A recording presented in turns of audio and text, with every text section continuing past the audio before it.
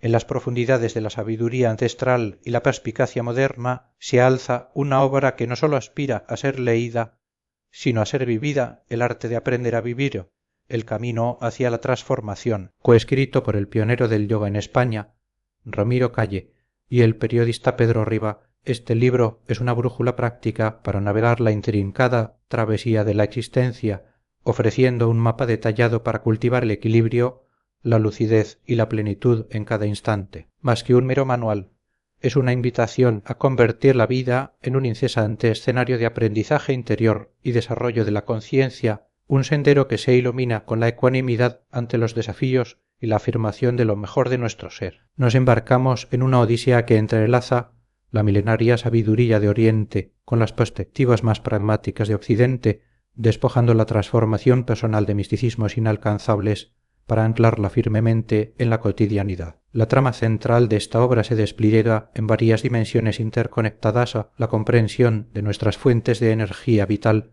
la identificación y superación de los obstáculos internos y externos, los pecados redefinidos, el recorrido por sendas de autoconocimiento y control mental, el cultivo de estados mentales sublimes y la adopción de una acción diestra, todo ello cimentado en la práctica meditativa para una vida más consciente y una confrontación serena de la finitud. Las fuentes de energía, el microcosmos humano. Ramiro Calle nos introduce en la fundamental premisa de que somos un universo en miniatura, un microcosmos pulsante con la misma energía vital que anima el cosmos, conocida como prana sigoki. Esta fuerza no es sólo el aliento de vida, sino el poder que orquesta todos nuestros procesos psicosomáticos. La clave para una vida plena reside en aprender a acumular, dosificar y administrar sabiamente esta energía. La obra detalla 5 fuentes primordiales de vitalidad. 1. La respiración, un acto tan básico como olvidado. La mayoría respiramos de forma superficial e irregular,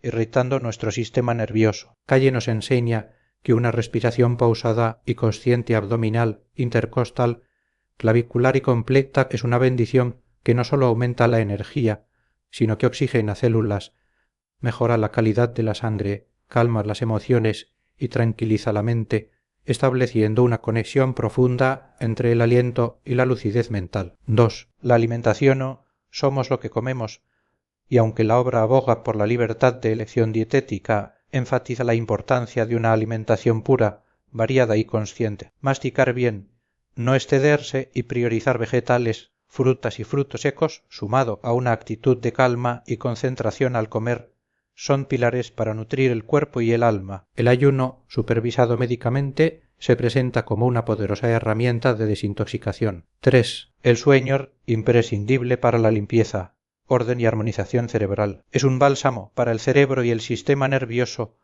un reposo profundo que renueva. La calidad del sueño, más que la cantidad, es crucial. Para un descanso reparador se aconseja evitar tensiones, practicar relajación y respiraciones abdominales lentas y no forzarse a dormir, permitiendo que la mente se silencie naturalmente. 4. El descanso más allá de la inactividad física, el verdadero descanso implica la detención consciente del cuerpo y la mente, liberando tensiones neuromusculares y apaciguando el parloteo mental. El contacto con la naturaleza, el reposo inspirador y la relajación profunda son aliados fundamentales. La obra detalla los múltiples beneficios de la relajación, reducción de tensión, combate de insomnio, ansiedad, fatiga crónica, mejora cardiovascular y emocional, y ofrece una guía práctica para iniciarse en esta técnica milenaria, subrayando su valor como herramienta de equilibrio psicosomático. 5. Las impresiones mentales a la mente, al igual que el cuerpo, necesita alimento. Emociones,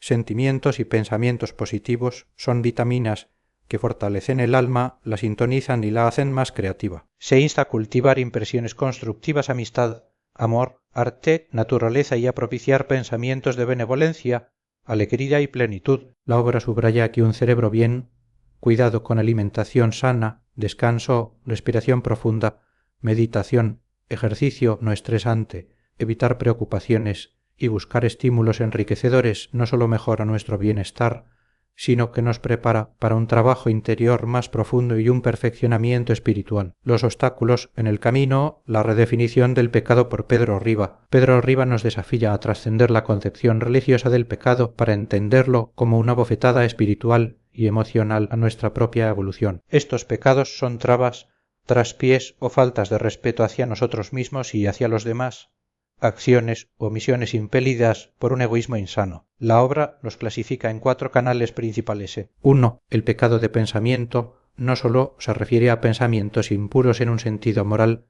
sino a todo aquello que dificulta nuestro avance emocional y espiritual. Pensamientos como no podré o no estoy capacitado son formas de pecado que nos condicionan y hieren. Generar envidia, rencor o maldad hacia otros o hacia uno mismo son saetas emocionales que perjudican nuestro ser e involucionan. 2. El pecado de palabra, aún más grave, pues surge del pensamiento. Las palabras con desprecio, rabia o rencor son emanaciones letales. Pero el silencio también puede ser pecaminoso, la mudez por temor, inseguridad o falta de solidaridad, que genera bloqueos emocionales y padecimientos físicos. 3. El pecado de obra en las acciones negativas son evidentes, pero la obra invita a ir más allá. Una buena acción realizada sin reflexionar sobre sus posibles repercusiones negativas en el receptor, ejemplo, generar una deuda emocional, también puede ser una forma de pecado por falta de equilibrio. 4. El pecado de omisión, la no acción, es también una forma de acción. Ignorar una injusticia, no prestar atención a quien necesita ayuda, volverse cómplice pasivo por inactividad. La desatención y la falta de solidaridad son formas de pecar que nos vinculan con la involución. Riva ejemplifica estos pecados con problemáticas contemporáneas, instándonos a tomar conciencia. Respecto por el medio ambiente y los animales, el más grave de nuestros pecados colectivos. La destrucción del planeta y el maltrato animal físico, psicológico, o por negligencia y compra irresponsable son reflejos de un egoísmo desmedido. Se nos insta a pasar de ser primates egoístas a humanos conscientes, asumiendo nuestra responsabilidad global y cotidiana, reciclar, consumir sosteniblemente, informarse sobre la procedencia de productos. La ganadería masiva, la contaminación global y la sobreexplotación marina son crímenes contra la madre tierra y sus habitantes. La soberbia, el pecado capital por excelencia, es un apetito desordenado de ser preferido a otros, una altivez que puede ser autodestructiva, complejo de inferioridad, o despectiva hacia los demás, complejo de superioridad. La soberbia nos ciega a nuestros errores, impide el aprendizaje y conduce a la soledad y la infelicidad. El antídoto es la humildad, la objetividad y la acción solidaria y desinteresada. La avaricia va más allá del amor enfermizo por el dinero. Es un consumo insolidario, un acaparamiento de bienes, tiempo, información o reconocimiento. El avaro es egoísta, incapaz de compartir, siempre buscando el beneficio propio. Se manifiesta en el avaro del tiempo que no escucha, el avaro emocional que recolecta información sin compartir, o el avaro omnipresente que busca protagonismo constante. La solución radica en la generosidad, la solidaridad activa y el desapego. La ira, una emoción destructiva, un torrente de negatividad que surge de la sensación de pérdida de poder, miedo o injusticia. Es una forma de ansiedad que daña el cuerpo y la mente, creando rencor y violencia. Se combate con la calma, la paciencia, el diálogo constructivo y el reconocimiento de la propia inseguridad. La lujuria, lejos de ser solo deseo sexual desordenado, se extiende al desenfreno por cualquier placer carnal o mental que nos someta o perjudique a otros. Es una dependencia enfermiza al amor posesivo, adicción al trabajo, al alcohol, al juego. La obra aboga por una sexualidad y afectividad conscientes, respetuosas, que fomenten el amor genuino y el compartir, no la anulación del otro o la búsqueda egoísta de placer. La violencia de género, una pandemia social arraigada en la desigualdad y el ansia de dominio. Comienza con agresiones verbales sutiles y le escala hacia el maltrato psicológico y físico. La obra enfatiza la necesidad de no tolerar ninguna forma de violencia, de denunciar y de apoyar a las víctimas, y subraya que su erradicación pasa por la supresión de la desigualdad de género. El pecado social y la pobreza honriva critica la política sin principios, la economía sin moral y una educación que no inculca valores de respeto y solidaridad. La sociedad crea pobreza por el consumo insolidario, el apego material y la obsolescencia programada, olvidando a los desvalidos y empeorando su situación. Se nos llama a la acción individual, consumo responsable, banca ética, apoyo a ONG, educación en valores para combatir la desigualdad y la miseria, recordando que cada 3 segundos muere un niño por pobreza extrema. La gula, no solo el exceso de comida, sino el sobreconsumo y el desperdicio en un mundo donde millones padecen hambre. Es un pecado de omisión y una bula de comerse el mundo sin compartir, invadiendo vidas y aprovechándose de otros. La solución reside en el consumo consciente, la reflexión sobre el hambre global y la creación de un mundo más equitativo. La envidia, un mal histórico que surge de la competencia insana, el deseo de lo ajeno y la incapacidad de aceptar la derrota. Es un torrente de negatividad que daña la mente y el cuerpo, aísla y genera resentimiento. Se combate con la autoaceptación, evitando comparaciones destructivas, cultivando la empatía y transformando el malestar en un motor de superación personal. La negligencia de la gente mayor y los niños, un pecado de la sociedad moderna que relega a los ancianos al olvido y descuida los derechos fundamentales de los niños. Se aboga por la reintegración familiar de los mayores, su rol como formadores y asesores, y por la protección integral de la infancia contra el maltrato, la explotación y la desnutrición. Exigir acciones a gobiernos y fundaciones, apadrinar y denunciar son pasos esenciales. La pereza, el pecado de la inacción, que se disfraza de cansancio, desmotivación o mala suerte. Es un hábito de descansar antes del cansancio que frena el crecimiento, conduce al aislamiento y a la autoexplotación parasitaria. La clave para superarla es la acción, la determinación, la superación del miedo, el establecimiento de micrometas y rodearse de personas activas y motivadoras. Las 4 sendas y el control mental y emocional, la propuesta de Ramiro Calle. En el contrapunto a los pecados, Ramiro Calle nos guía por un camino de autodescubrimiento y sanación interior. La vida se convierte en la gran gurú y cada momento una valiosa enseñanza. La obra enfatiza la importancia de una actitud vital adecuada, de fluir con la impermanencia y de controlar nuestra mente para transformarla de enemiga en aliada. Se presentan las 4 sendas del trabajo interior. 1. La senda de la autoobservación en mirarse a uno mismo con atención aséptica, sin juicios, para conocer nuestras reacciones, hábitos, emociones nocivas y subterfugios. Nos desautomatiza y nos permite distinguir entre estímulo y reacción. 2. La senda del autoconocimiento a partir de la autoobservación.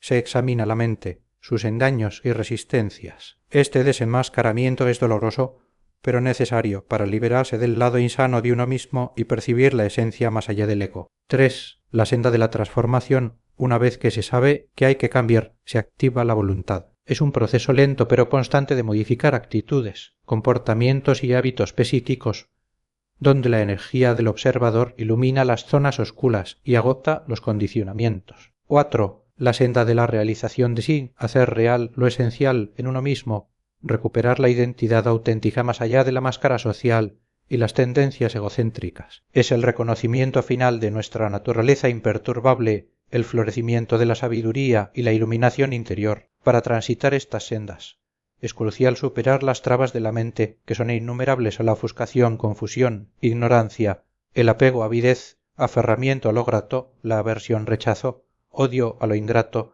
el egocentrismo, exceso de individualismo, base de la arrogancia, el desasosiego, ansiedad, angustia, el abatimiento, tristeza profunda, la malevolencia, la duda sistemática y escéptica, el entendimiento incorrecto, la pereza y la impaciencia. Cada traba tiene su antídoto, siempre ligado a la lucidez, la ecuanimidad y el esfuerzo consciente. El control mental y emocional es fundamental. La mente es inagotable y a menudo una gran desconocida que nos controla en lugar de ser controlada. La obra propone diversos métodos para dominar el pensamiento, observación de los pensamientos o ser un testigo imparcial de lo que discurre por la mente sin intervenir ni juzgar, erradicación de los pensamientos o cortar los pensamientos en su raíz con firme determinación, evitando que formen cadenas, ignorar los pensamientos o desatender el murmullo de fondo de la mente, no apropiarse de ellos, combatir pensamientos negativos o cultivar sus opuestos positivos, generosidad vs avidez, tolerancia vs intransigencia. Complementariamente, se enfatizan los 4 esfuerzos o desalojar pensamientos negativos,